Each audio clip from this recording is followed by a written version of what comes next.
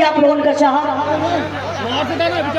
ए भैया फरमाइश के ना बेरसूलत जवान की जिंदगी क्या होती है, सबके बस की बात नहीं है दुश्मनों से लड़ाई करना। 24 घंटा आप लोग तो चैन से सोते हैं ना, हम लोग तो बिरहा सुन रहे हैं, बिरहा गा रहे हैं, मनोरंजन कर रहे हैं।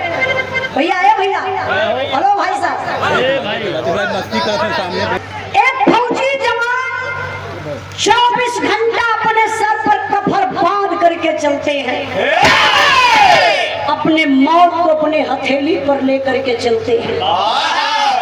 हमारे फौजी भाई सीमा पर पहरा देते हैं तो हम लोग चैन की नींद लेते हैं। धन्यवाद मैं अपने बिरबल भैया फौजी भैया को दे रही हूँ। आप एक महान पुरुष हैं जो देश के लिए रातों दिन आप मेहनत करते हैं निस्वार्थ। स्वार्थ क्या है? स्वार्थ क्या है? बस स्वार्थ यही है कि हमारी पब्लिक, हमारा देश सुरक्षित रहे। धन्यवाद मैं उस माँ को देना चाहती हूँ जिन्होंने आपको वीर से एक होनहार बेटा पैदा करके आप माता जी चली गई। फौजी जवान है, देश के रक्षक हैं। बड़े भैया बिरबल भैया की तरफ से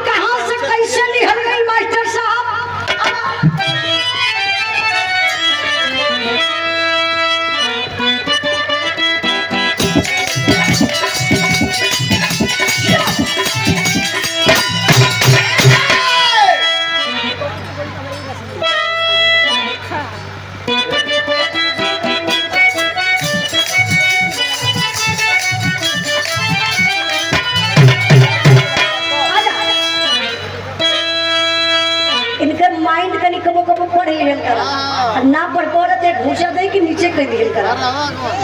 हाँ मंचवा पे कबो को ऊंचा ऊंचा भी चलेला और नहीं देखा फिर लाठी के हम थमा देता तो बढ़िया भी रहा मुहर मंगवा जी आवा बजा के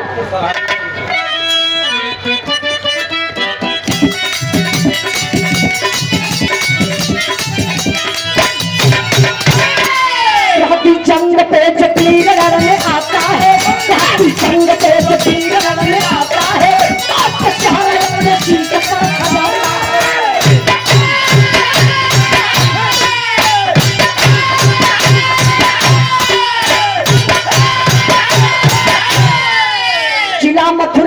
घरैला गाँव के किसान रहे, जिला मथुरा घरैला गाँव के किसान रहे, भगवान देश भक्तवा निशान रहे।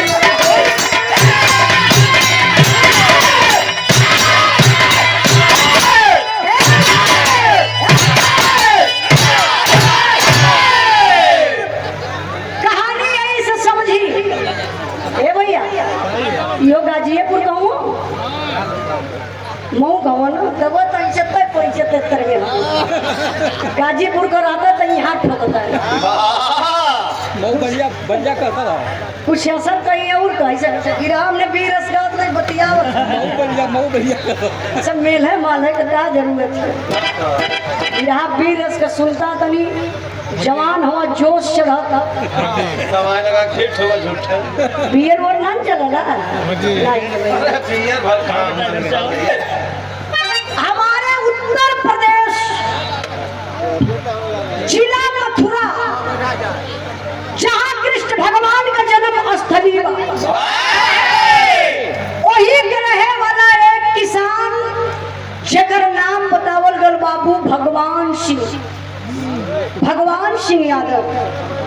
भगवान सिंह यादव का इकलौता बेटा जिसका नाम बताया गया हेमराज। अकेल बेटवा बा लेकिन मन में बड़ा उमंग बा, फौजी जवान बनबे, देश का रक्षा करूंगा। संयोग देखा खुली भर्ती निकलल, और जब खुली भर्ती निकलल तो हेमराज करत कहूँ एक लाइन तर गल।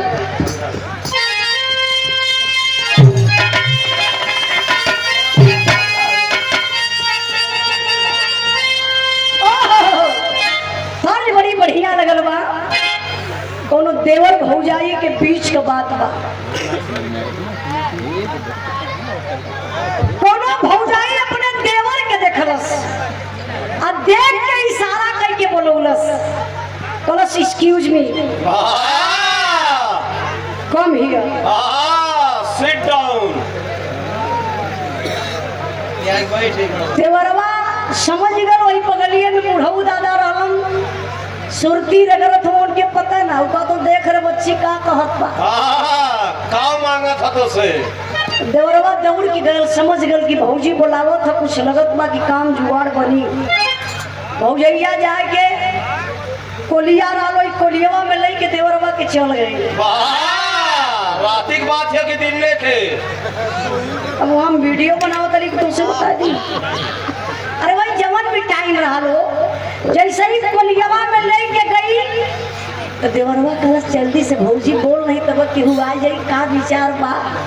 तो भौजैया कहलस से देवर बबुआ अब भाई हमार साड़ी साया पहिनत पहिनत मन उबिया गई तो निकाल के धा दे ओके काहे बोले ले हवा पानी आराम से।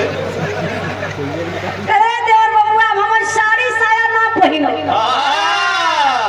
एक ठे मैक्सी लिया था मैक्सी, वो मैक्सी का करी भूसा ढोवे खातिर। तब यही से न कहल गल बा कि आधी का स्वाद बंदर पेड़ चढ़वैया का जाना। अब भैंस के आगे बेन बजावा भैंस करे पगुराव। वो देवर से बड़े भौजाई कहलस कहा का मास्टर साहब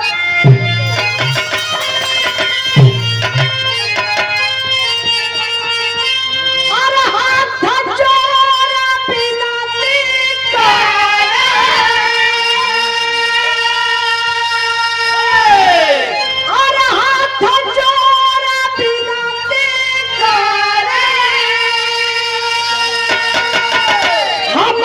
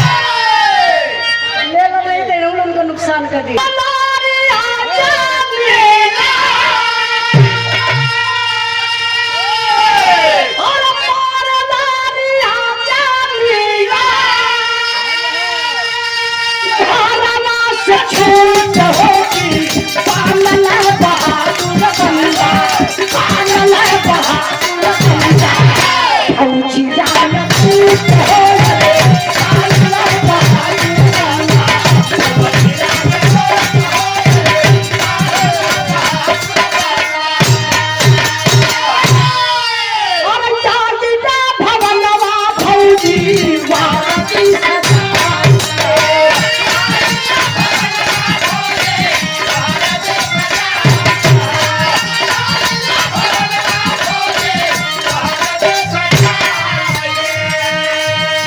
जो मलाल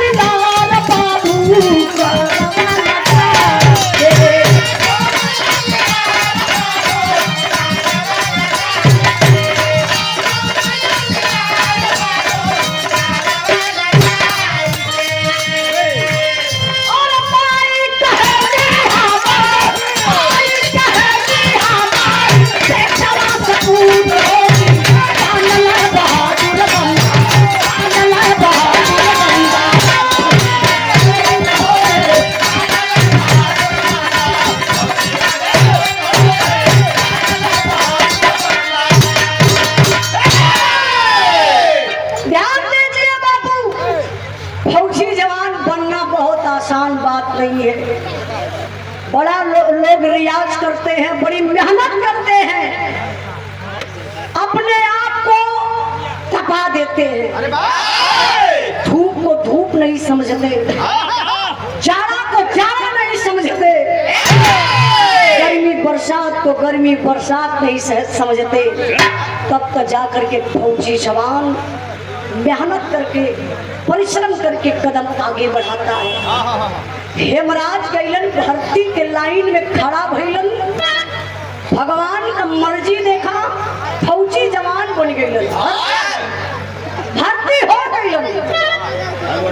जब भर्ती हो गइलन तो ड्यूटी कहाँ लगल बा?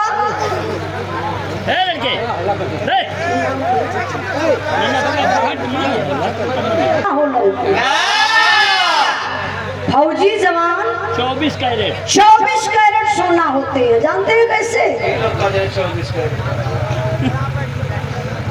हाँ, आप समझ गए। सबसे समझदार अगर केहू बा आप होगा।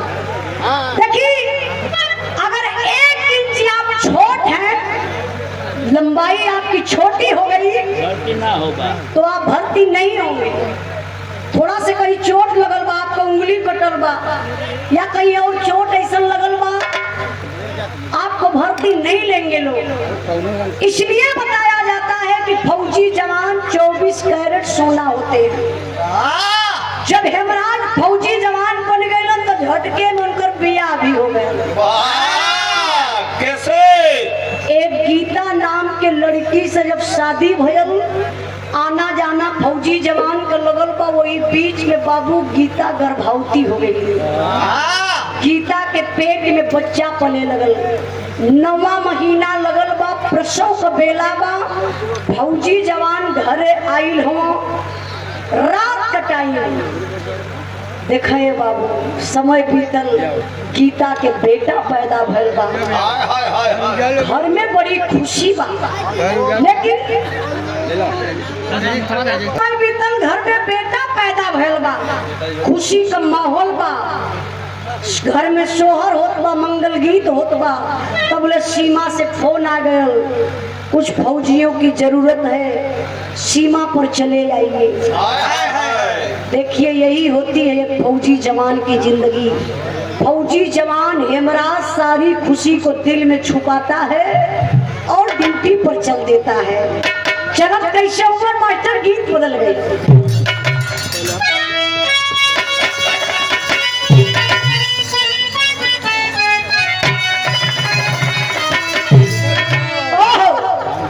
बिरहा में हमारा तर्ज लगल बा स्वर्गीय रामदेव गुरु का। कहा जाला कि रामदेव माने बिरहा, बिरहा माने रामदेव। हमारे पापा भी बिरहा गावेल। अब कहाँ गावे? तब का करल? आप तो खाली बैठ के प्याज छीले ने। प्याज छीले करा पलेट माजे में मजा ही करी। काहे? जब लेबर ना रहियत के माजी। नहीं भैया, आप लोग से बता देते बड़ी, हमार पापा, हमार होटल पर्सनल अपन होटल बा, हमारे होटल का नाम बा उजाला ढाबा। वही पेलकर बाप बैठ के प्याज छीले ने। नहीं देखी, कभी भी हमारे होटल पे आप लोग जाके देखिए, हमारे बाप प्याज छीलो। जानते हमारे होटल कहाँ? आजमगढ़ वाले रोड पर आप जाए, बनारस वाले रोड में हमार एकदम हाईवे पर ढाबा बा, उजाला ढाबा। हमार पापा 5-6 जने के रखले हो। वाह, यह उम्र में हो। उमरिया का करी। अरे सब कैसे बढ़ोती है 5-6 जने के रख ले। हाँ मेहरारू रखले हुआ। ये नहीं रखले हुए। बड़ी ताकत का पापा के भैया खुले हम। वो मेहररुआ आई कहाँ से? हाँ, एठेकर बड़की माई एठे फुआ है। सही गलत चचा। मंगल का पापा हमार अलग अलग कर्मचारी रखले, वो रोटी बनावे के अलगे, खाना बनावे के अलगे, झाड़ू पोछा करे के अलगे। हाँ सुत्ते खातिर अलगे। तो खातिर के हो? ये नहीं घरवा से आइल है ना। हो जाए कभी कभी। हमार पापा कलाकार हो। आज भी हमें सिखावला, पहले भी सिखावा। कहा बेटा कि वो कैसो गौले रहे, लेकिन जब तू गई तो अपने अंदाज में गई। गीत में स्वर्गीय रामदेव गुरु का गावल, लेकिन अंदाज ही हमार बा। कैसे?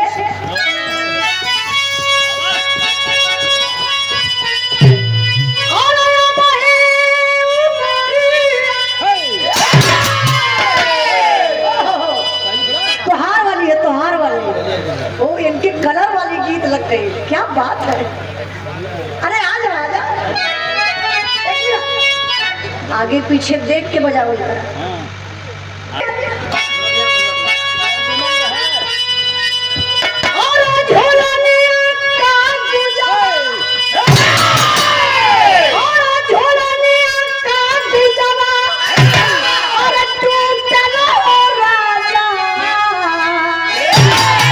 जमनिया से गरिया छूटल हो राजा।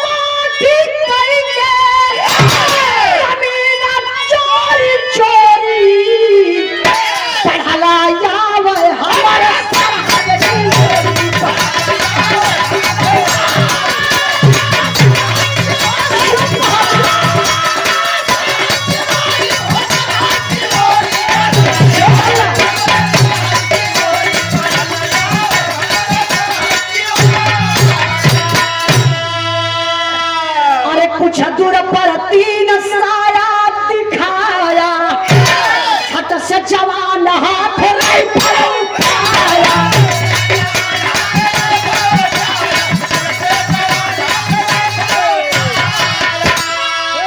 और दुश्मन हटा पीछे, और दुश्मन हटा पीछे।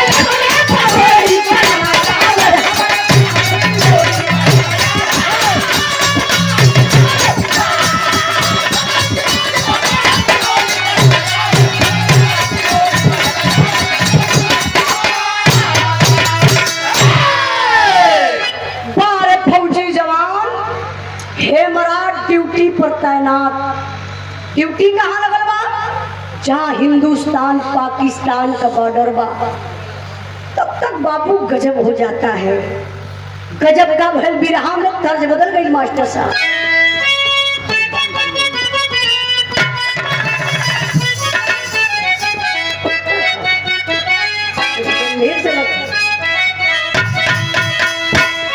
मैटर कुछ गंभीर लगत है।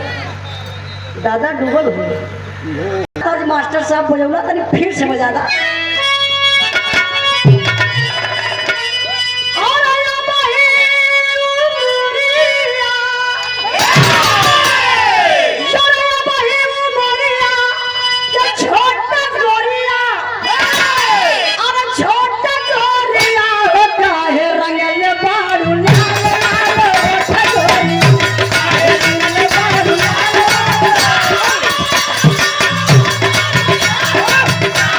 No!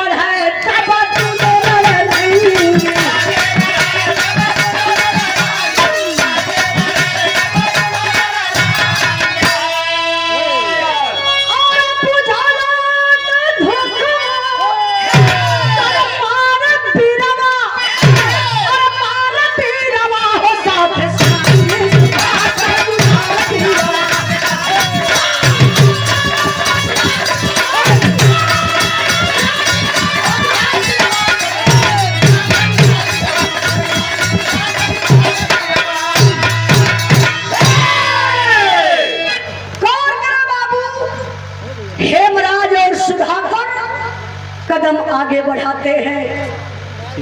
जनवरी का महीना है, चारों तरफ कुहरा ही कुहरा है। जैसे इस समय कुहरा चल रहा ना, इससे ज्यादा कुहरा। भैया भैया ए भैया, क्या बात है यार, अरे लड़के थोड़ा से तरी तरी शांति होत बा। हाँ बस बस बस 10 मिनट गौर करो बाबू। जनवरी का महीना, चारों तरफ कुहरा। कुहरा में आप लोग देखाला कि समन्वय ना देखाला। वही कुहरा का फायदा पापी पाकिस्तानी उठा लेते हैं। कटीला तार काट करके बाबू पापी पाकिस्तानी आतंकवादी हमारे हिंदुस्तान में प्रवेश कर जाते हैं। झाड़ में जा करके छुप करके आतंकवादी बैठे थे। यहाँ से हेमराज और सुधाकर कदम आगे बढ़ा रहे थे। तब लोग पपियवा ये बाबू निशाना साध करके गोली चलाना शुरू कर देते हैं। दुश्मनों की सनसनाती हुई गोली आई, हेमराज और सुधाकर के पैर में गोली लग जाती है। देखिए वो पापी पाकिस्तानी, वो आतंकवादी सीना में भी गोली मार सकते थे, सर में भी गोली मार सकते थे, लेकिन नहीं, उनका मिशन था, उनकी सोच थी कि हमें हिंदुस्तान का जिंदा फौजी मिलेगा तो हम हिंदुस्तान का राज पूछेंगे, हिंदुस्तान पर हमला करेंगे। यही सोच करके बाबू गोली पैर में मार करके अधमरा ले करके अपने सीमा पाकिस्तान में चले जाते हैं। इतना ही नहीं, उन पापियों का हरकत देखिए। आमने सामने 2 खंभा था, एक खंभे में हेमराज को और दूसरे खंभे में सुधाकर को गतर के पपियवा से बांध दिहलन। बधला के बाद एक पापी पाकिस्तानी जो काला ड्रेस में है, गोर अंगार, लाल लाल खूंखार उसकी आंखें हैं, लंबी लंबी दाढ़ी, लंबे लंबे बाल, हाथ में चमचमाती हुई तलवार लेकर आया और हेमराज के सामने खड़ा हो गया। सवाल करने लगा, बता दे हिंदुस्तान का राज, बचा ले अपनी शान को। लेकिन हिंदुस्तानी जवान है, पैर में गोली लगल बाबू हिम्मत नहीं हारता है। ललकार कर आवाज दिया,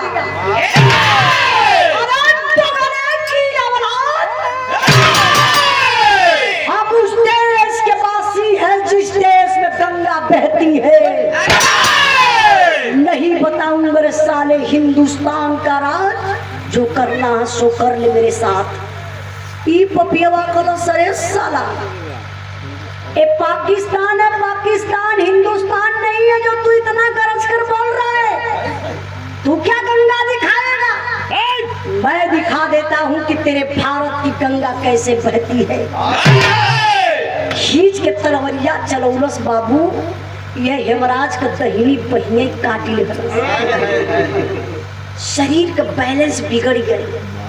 जैसे ट्यूबवेल से पानी निकले ऐसे शरीर से छरछर छरछर खून वही जमीन पर पौटे लगल।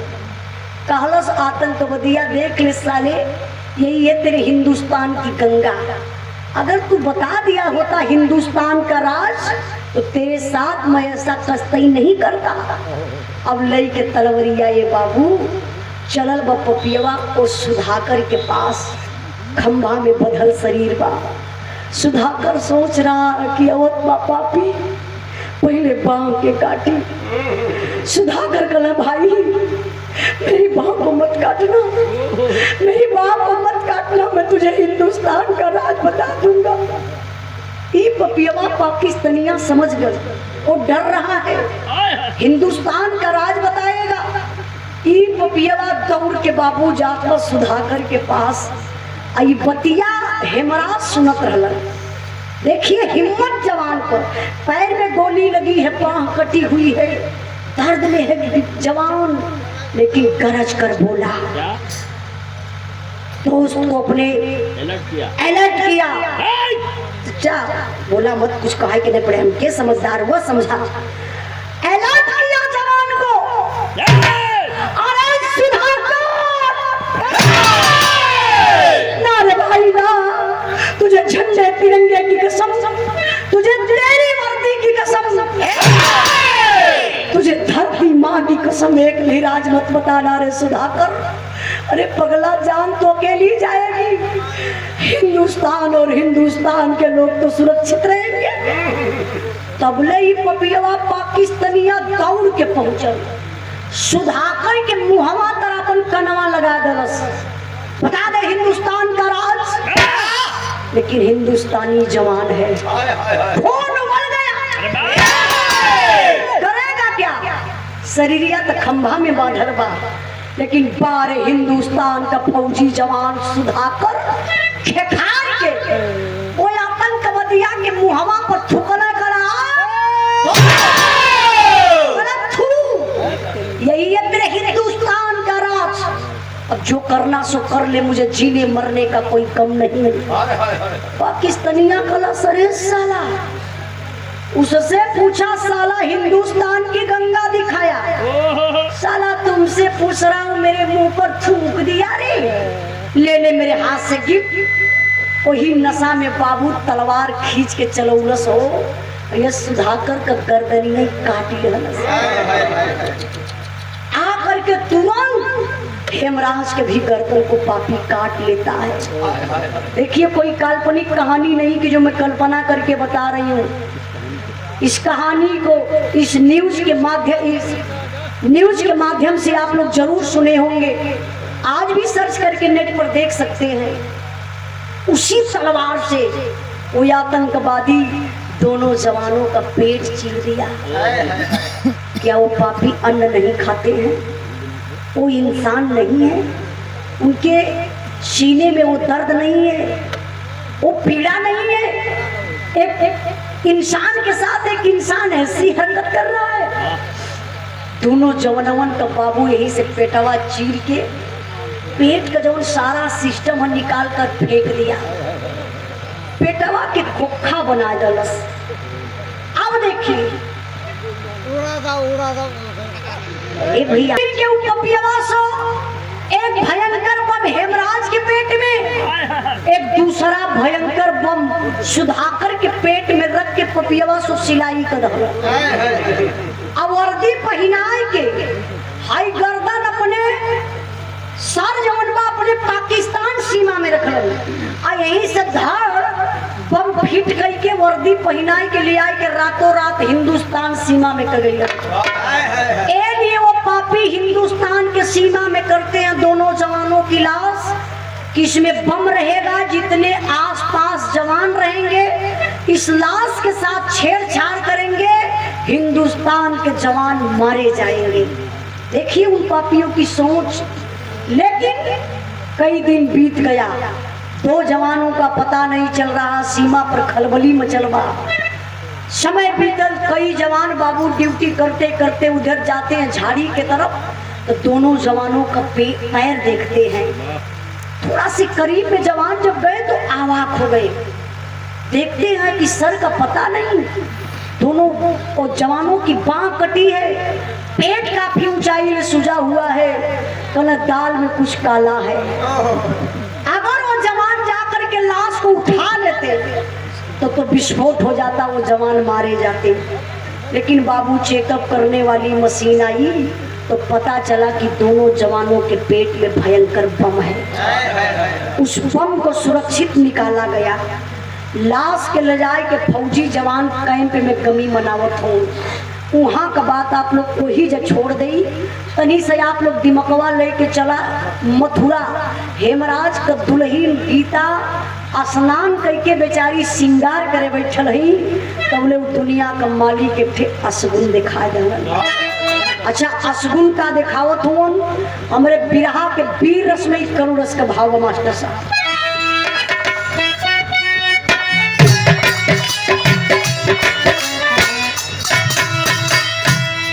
और गीता के आत्मा से गिरली दिव्या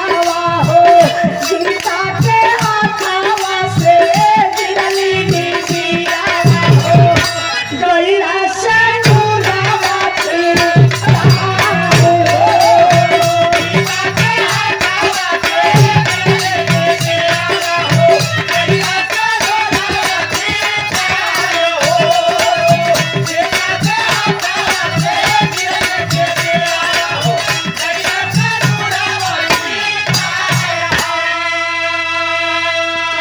और धक से करे जा कैला कंपल शरीरिया हो बाजल पाइल आए सीमत खबरिया हो कापत लो लो बोल दुलहिनिया हो कापत लो लो बोल दुलहिनिया हो कनी कोया बनिया नची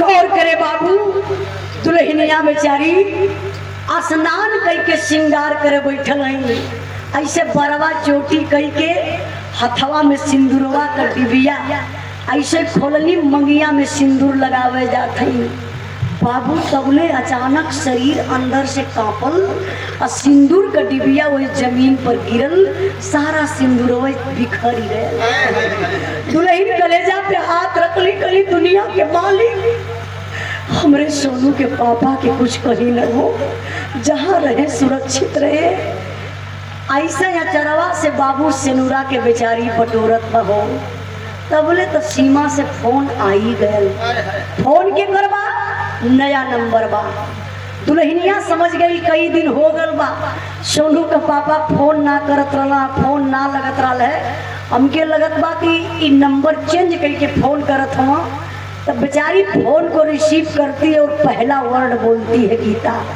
हेलो सोनू के पापा सीमा से आवाज आई नहीं नहीं नहीं मैं सोनू का पापा नहीं हूँ हाँ तो आप कौन मैं हेमराज फौजी का मेजर बोल रहा हूँ क्या ये फोन हेमराज फौजी के घर लगा है हाँ जी सर जी आप कौन सर मैं उनकी मैडम गीता हूँ सर एक बात बोलूं मेजर साहब बोले हाँ बेटा बोलो क्या बात है कहें कि कई दिन से सोनू के पापा से बात नहीं हो पा रही है नंबर नहीं लग रहा प्लीज सर मेरे सोनू के पापा से बात करवा दीजिए मेजर साहब का कलेजा कांप उठा ये दुल्हन पति का इंतजार कर रही है बात करने के लिए कह रही है मैं कैसे को इस बात को कैसे बताऊं कि तुम्हारा पति इस दुनिया में नहीं है शहीद हो गया हिम्मत अंदर से मेजर साहब की नहीं पड़ रही है सोच रहे हैं क्या करूं फिर बोलते हैं मेजर साहब बेटा गीता कोई और परिवार में है क्या जरा किसी और को फोन दीजिए गीता काली सर इस समय तो मैं ही हूँ बोलिए क्या बात है मेजर साहब बात घुमाए देने बाबू गीता के वही फोनवा पर बतावे शुरू कर लगी अच्छा बतावत कैसे हूँ इहो गरुड़स का भाव बा कहना बा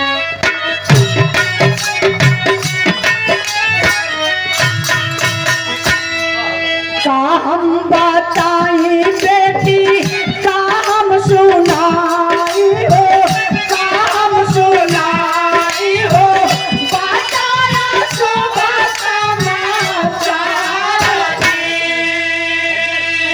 बज्जर करे जा करके सुनला खबरिया रे सुनला खबरिया हो लुट गई दुनिया को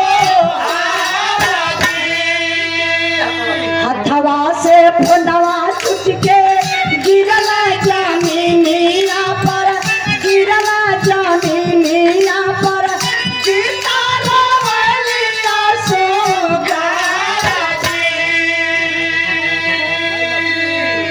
सोचिए बाबू मेजर साहब बात घुमा देते हैं हाँ बेटा क्या बताऊं 1 मिनट का ब्रेक आप लोग ले नहीं कहा कि गीता बेटा अपने दिल को मना लो क्या बताऊं बेटा जिस फौजी जवान से तुम बात करने के लिए कह रही हो ना वो फौजी जवान तुम्हारा पति अब इस दुनिया में नहीं रहा, हेमराज शहीद हो गया।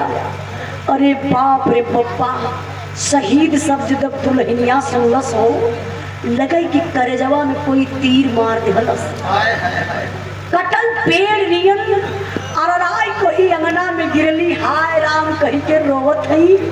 ई वजिया दुअरवा तक जात रहल, बुढ़वा बाप दुआरे बरस करत रहन। जतुअन रोवाई सुनलन, बहू का भागल भागल घर में अइलन। गीता यहाँ गिर के रोवत हई, मोबाइलिया होतना दूर पर बा। बाबू फोनवा उठा लला, चालू बा फोनवा। अब गुस्सा में हमें पिताजी डांटत हमें, समझत हुए हेमराज बा।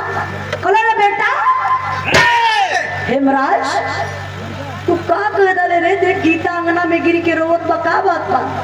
सीमा से आई आवाज आई, पिताजी मैं हेमराज नहीं हूँ। तो फिर कौन हो? कहले कि मैं हेमराज फौजी का मेजर बोल रहा हूँ। आपका बेटा हेमराज इस दुनिया में नहीं रहा पिताजी। अरे बाप रे पप्पा, माई बाबू सुनने छाती पीट पीट रोवत हुए। पूरे गांव में खबर हो गई हेमराज शहीद हो गया। पूरे क्षेत्र का लोग दुआरे पर आयल हो। यहाँ का बतिया छोड़ी, अब तनी से दिमकवा आप लोग लेके चला जहाँ दोनों जवानन का लसिया रखल गई बा कैंप में, वहाँ फौजी जवान करत का उन बिरहा में आला कलई।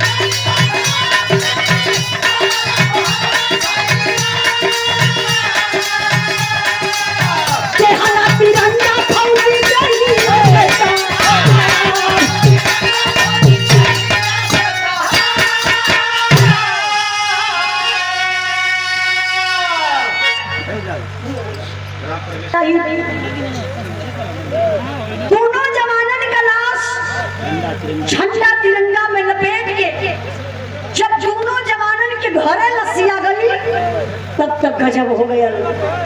ताबूत खोलायल है बाबू, जब ताबूत खोलायल तो लसिया पहचाने में ना आवत बा। लाश पहचान में कैसे आई? इतना दूर से हई सर हईबे ना करे, चेहरा से लोगन के लोग पहचाने ला। अब हई लाश के खाली धड़ बा, पेट चिरल बा, पाँव कटल बा, पैर में गोली लगल बा। समझ में आवत ना बा कि लसिया के कर बा। गीता पागल हो गई, लोगन से कहा लगले कि भैया मेरे साथ अन्याय हो रहा है, ए मेरे पति की लाश नहीं है, किसी और की लाश है। का भैया उन्होंने बैठे तो पहले ध्यान पर नहीं, सबसे ज्यादा तकलीफ इनके होती, इनके और इनके। अरे आप लोग सुनत है, अच्छा लगत हो, वो लोग उनका बात ये विचार चलत रही वहाँ, दोनों मैटर ना, लेकिन हम लोग सुनत हो को पूछी कहाँ भी रहा पहुँचे सब बता दी। जब से चानी पर का बार झर गया तबो ना ज्ञान हो, बुढ़ाई के मर्जी है ज्ञान ना हो।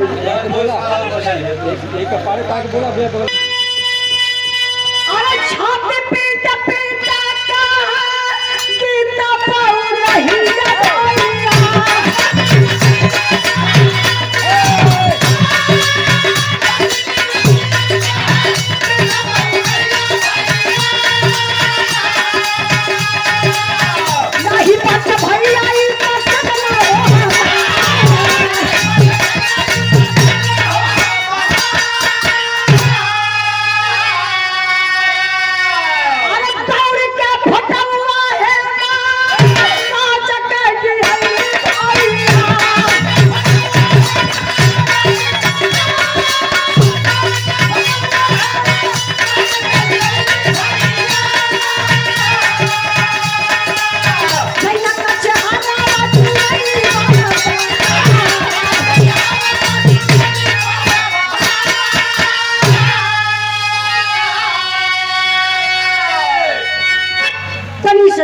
गई बाबू। गीता रोवत हन, मेरे पति की लाश नहीं है, मेरे साथ अन्याय हो रहा है, किसी और के मांग का सिंदूर उजड़ गया, इस लाश को ले जाइए मेरे दरवाजे से। इतने कहत गीता वो भिड़िया के चीरत फारत घर के तरफ जाती। लोग समझ गए ना, लगता है गीता पागल हो गई, घर में जा रही आत्महत्या न कर ले, इसका दिमाग काम नहीं कर रहा है, ये अपने पति को नहीं पहचान रही है। लेकिन गीता घरवा में गईली बाबू तो जानत है यार, वही बेडरूमवा में अपने फौजी सैया का एगो फोटो रख ले रही, फोटो टंगले बानी दीवार पर, वह फोटोवा उतार के सीना से सटौली लेके अली पूरी पब्लिक के दिखावत हनी। देखी ना भैया सोनू का पापा ही है, आप लोग इनकी खोज के लाइए। जो प्रशासन के लोग हैं, जो फौजी जवान जो उस डेड बॉडी को लेकर के आए थे, सेना के अधिकारी सबको दिखा रही है। सब लोग यही सोच रहे हैं कि गीता का दिमाग काम नहीं कर रहा है। बुढ़वा बाप लसिया के लेके बैठल हो भैया, कलेजा कांप उठा। कल गीता, ये जमाना के लोग बड़ा मजा लेंगे रे, अपना बेटा यमराज ये तुम्हारा पति है, इधर आओ मैं बताता हूँ बेटा। जब गीता के बुलाए के बगलिया में पिताजी बैठौलन, हेमराज के पैर से बाबू ये झंडा तिरंगा हटा दिलन। जब पैर की यहाँ देखल एक चोट रहल, चोट का निशान, और चोट कब का लगल रहल, बचपना में पेड़ से हेमराज गिरल रहल। जब वह चोटिया बाबूजी देखौले कि देख बेटा ये चोट जो लगी है ना, एक गवाही कर रही है कि मेरा बेटा हेमराज है। जब वो चोट के देखलस बाबू बेचारी गीता, वो विश्वास हो गया ये तो मेरे पति सोनू के पापा है। लसिए पर गिरली, बेहोश हो गई। लोग लेके गईलन डॉक्टर के पास, लग रहा कि गीता भी मर जाएगी, लोग इलाज करवाइए, जल्दी इलाज करवाइए। इलाज उधर चल रहा है, समय बीतल अंतिम संस्कार करने के लिए। जरा सोचिए, लसिया का वजन बढ़े लगल।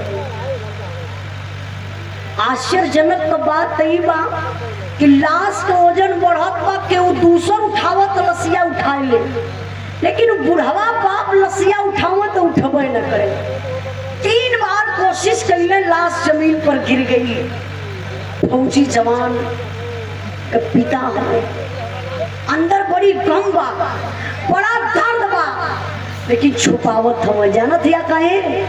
सोचल कि अब रोई दे, कुछ कह दे तो हई जमाना का लोग कहे कि कायर बाप का बेटा रहल, ए लिए शहीद हो गए। नहीं चाचा दे रहा, पिताजी के कंधा पर एक गमछा रहल, ऐसे गमछवा उतार के शरीरिया बाप का कांपत बा, एक लौता बेटा रहल हो, ऐसे शरीरिया कांपत बा, मुहवा तर लगाए के तोपत हो मुहवा कि अवजिया कुछ निकले ना, लेकिन औलाद का गम फौलाद को पानी बना देता है बाबू। मुहवा तोपत तोपत तबले बाबू को मुहवा खोल गए। कला हाय रे लाल, बिना राम के कैसे मन मनाई रे बेटा, बिना राम के कैसे मन मनाई रे बेटा, आज बोझ बुढ़ौती में कैसे सर उठाई रे बेटा। हाय रे लाल, बुढ़ाई में कमर तोड़ डले हीरा। इतना ही कही के बुढ़वा बाप वही जमीन पर गिरलन, बेहोश हो गई। परिवार में कोई नहीं रह गया अंतिम संस्कार करने के लिए। बताया जाता है बाबू, आप लोग कहते हैं ना, दुनिया का सबसे बड़ा बोझ होता है घर में बहन बिटिया सयान हो जाती है, सर की बोझ बन जाती है। लेकिन नहीं मेरे बाबू, ये गलत है। दुनिया का सबसे बड़ा बोझ अगर कुछ है ना, तो एक पुरनिया बाप के कंधे पर एक जवान बेटवा का जनाजा। ये बोझा कभो न ढवाई हो बाबू। कहा जला वो बाप के जियते जी नरक हो जाइए जो अपने बेटा के कंधा दी। नियम तो ये बनल कि बाप के कंधा बेटा दे तो बाप के स्वर्ग हो जाइए, लेकिन आज बाप बुढ़वा जवान बेटवा के कंधा कैसे दे बेहोश भैरवा बाप। लोग इलाज करत हमें, आप लोग जैसन जनता, गांव के प्रधान, प्रशासन के लोग और सेना के अधिकारी ले जाकर के अंतिम संस्कार कर देते हैं। काम क्रिया तो बीत गल हो बाबू, तेरे ही बीत गई। लाई गई जनरल साहब, सेना के बड़े अधिकारी, शोक संदेश हृदय से लेकर, शोक संदेश हृदय से लेकर जनरल साहब आए हैं। दोनों परिवारों को आकर के दिल से धैर्य बधाई है। सच्चा सपूत जो देश का था वह वीर हिंद रखवाला था। एक ज्योति हमको दिखा गया वह भारत का रहने वाला था। हम कसम याद की खाते हैं, हम कसम याद की खाते हैं, बदला शीघ्र चुकाएंगे। इस देश के वीर सपूतों पर फौजी वर्दी लहराएंगे। जाना था जिसे वहां चला गया, मन में ना उनका ख्याल करो। सहयोग फौज का हम देंगे, मन को ना तनिक मलाल करो। जानते हैं सेना के बड़े अधिकारी जनरल साहब आते हैं। बुढ़वा बाप के यहाँ बैठ गए, शरीर कांपत बाप का। कहना पिताजी आप टेंशन मत लीजिए, मैं हूं ना, जो होना था हो गया। आपका बेटा तो वापस आएगा नहीं, देश के लिए शहीद हो गया, आपको गर्व होना चाहिए। लेकिन पिताजी मैं एक वादा करता हूँ, जितने गांव के सारे बच्चे हैं ना सबको भर्ती करवाऊंगा, निःशुल्क भर्ती करवाऊंगा, सबको सीमा पर भेजवाऊंगा। और पिताजी जो रोड है ना, मेन गेट रोड पर एक गेट बनवाएंगे हेमराज के नाम से, शहीदी रास भी दिलवाएंगे, चौराहे पर हेमराज की मूर्ति लगवाएंगे। सोचा ना बुढ़वा बाप खुश हो जाइए।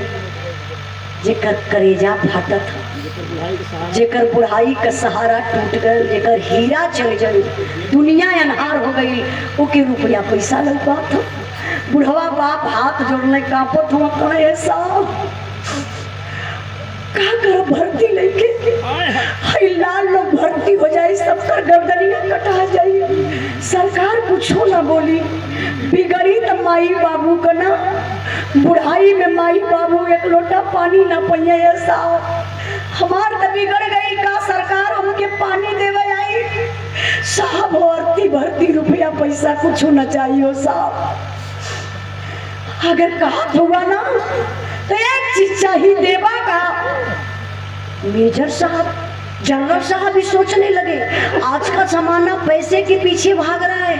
ये बुढ़ा पिता है, बेटा शहीद हो गया, पैसे की लालच नहीं है, मूर्ति की लालच नहीं है, भर्ती की लालच नहीं है, सिर्फ ये हाथ जोड़ रहा कि मुझे कुछ नहीं चाहिए। तो आखिर चाहिए क्या? ये मेजर जनरल साहब सोच रहे हैं। सवाल पहले फिर पिताजी आप सुनिए मेरी बात, आप कुछ कहना चाहते हैं, कुछ मांगना चाहते हैं ना, आपको रुपया पैसा नहीं चाहिए तो फिर चाहिए क्या? आप बोलिए, आपकी मांग हम लोग पूरी करेंगे।